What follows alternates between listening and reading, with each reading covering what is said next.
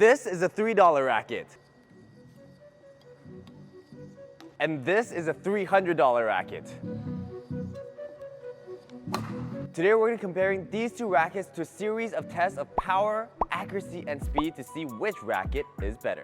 But look at these rackets before we start. Look how thin this racket is. It's literally like in the 2 dimensions or 1 dimension. And the strings, look, tight strings. What is this? First test, power.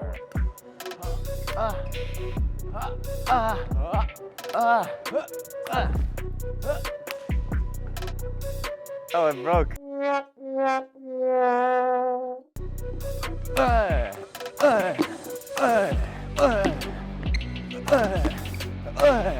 First of all, this $300 racket is actually significantly better. And I can feel all that power like actually generating into the smash. It's good speed, good flexibility, and it focuses all the strength onto the contact point. And the strings are pretty good as well, good tension.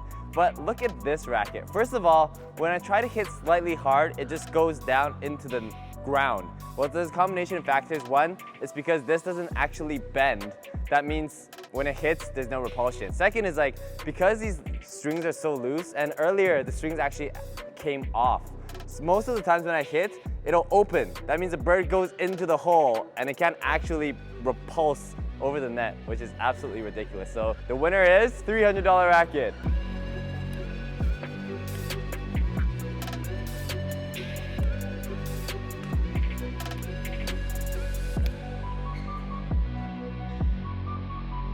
What is this? What is this?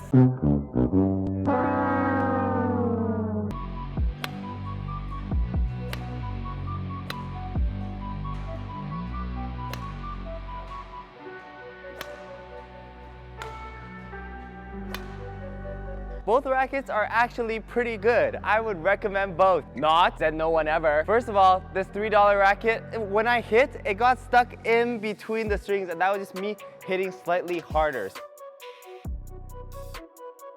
What is this? So the only way for me to hit with $3 racket is to make sure to swing very slow and very big, which is really bad if you're practicing, because then you're gonna have all the wrong technique and also develop lots of injuries. What's good about this racket, first of all, I just love this grip size.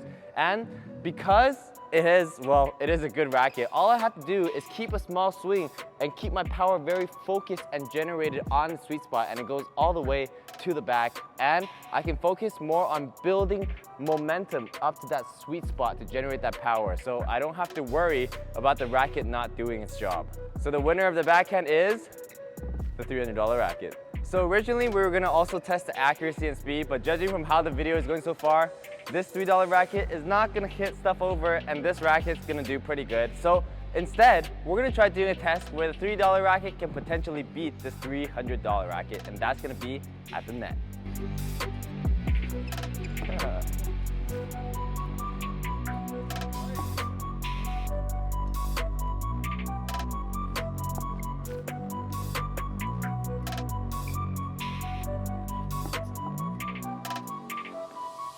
Oh.